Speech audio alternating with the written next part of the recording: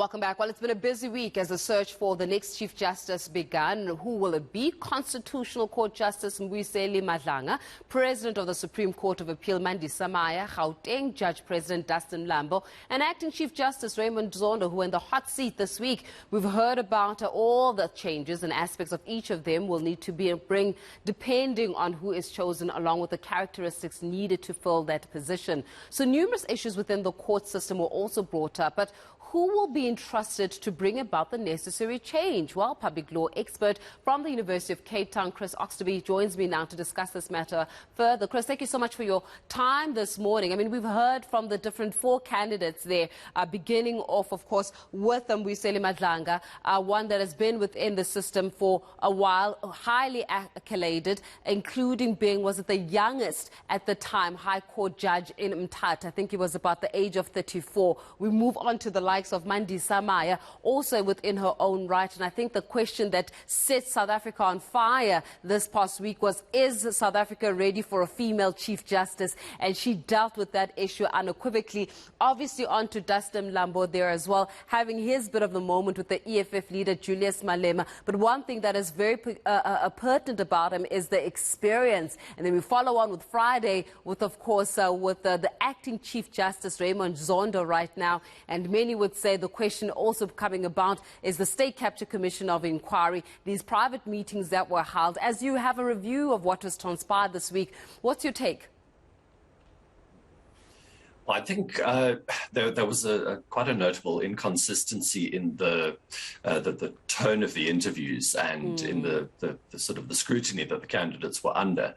I think we saw quite a cordial and collegial start to the week with Justice Madlanga and Justice Maya's interviews. And then in the second half of the week, Justice Malambo and Acting Chief Justice Zondo's interviews, we saw quite a change in tone. We saw some quite sharp criticism being made of aspects of their track record. And I think there clearly, there are political factors that have been at play there. Ultimately, I think we, as we thought before the process started, so we at the end see that we have four very strong candidates who I think all bring significant qualities to the position.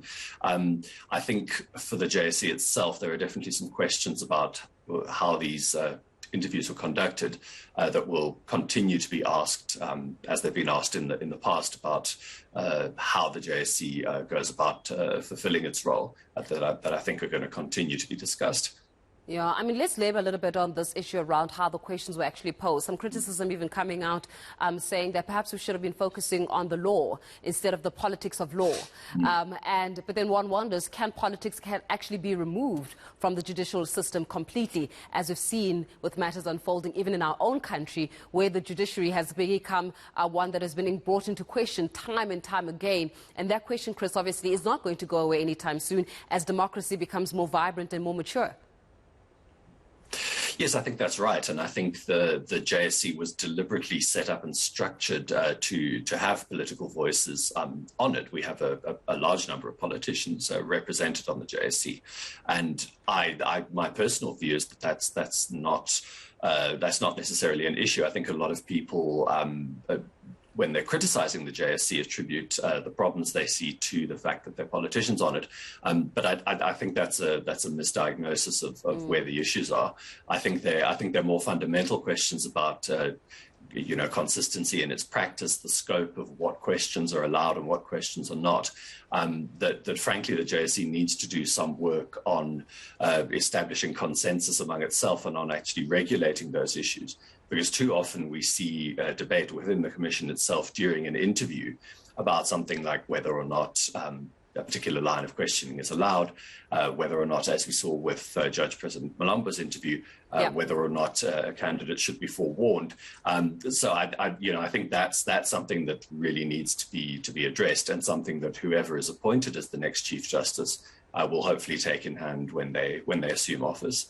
Well, clearly, because it was also the transparent manner in which these interviews were conducted for all of South Africa to see, there was no hiding, right? So all skeletons, whether we want them to remain in the closet or not, it's all out there right now. And given what's also transpired within this past week as well, Dasim Lambo, you're speaking about those unsubstantiated obviously remarks regarding the sexual harassment. We've got the likes of Acting Chief Justice Raymond Zondo with whether or not is actually politically compromised, obviously with the following former President Jacob Zuma. Obviously we're looking at Mandisa Maya as well with regards to where's the judiciary standing, and as well as her ability to actually carry out the mandate as somebody who would be the first female Chief Justice. And of course on the other side of it, age becomes a factor as well, doesn't it? So who stands out at this moment in time? If you're looking at these four candidates, who stands out and who's missed the opportunity of trying to prove themselves worthy of the Chief Justice role? Well, that's a difficult question. I would say that Justice Maya's interview probably would stand out for people at the end of the process.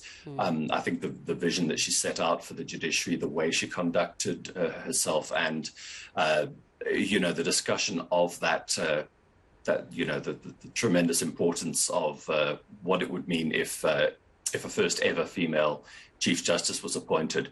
That's probably the interview that people will look back on and say, well, there's a standout candidate.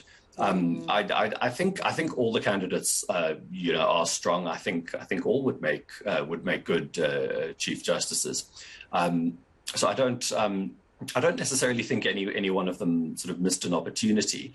But it's obviously with four candidates being considered, it's a very competitive process, and what we have to wait to see is what view the president takes, because ultimately it is the president's decision as to which one of the four he will appoint to the role. Yeah, absolutely. It's all at the behest of the president, so as to say. However, when we're looking also at these candidates, it's also about who's able to spend time within the Constitutional Court and whose judgment is going to be sound overall. If we have to base it purely on experience, who would be the stronger contender? Look, I think there's different experience in different areas. If one's looking at the the administrative abilities, the experience in judicial leadership roles, one certainly is looking at Judge President Malambo's track record very seriously. Justice Maya has also run the Supreme Court of Appeal for several years, and so that's very significant experience. If one's focusing on the judgments, then the other two judges also come very strongly into the picture. Both Justices Madlanga and Zondo have a very strong and established track record in the judgments they've written. If one's balancing those up and weighing those up, Sure, I would.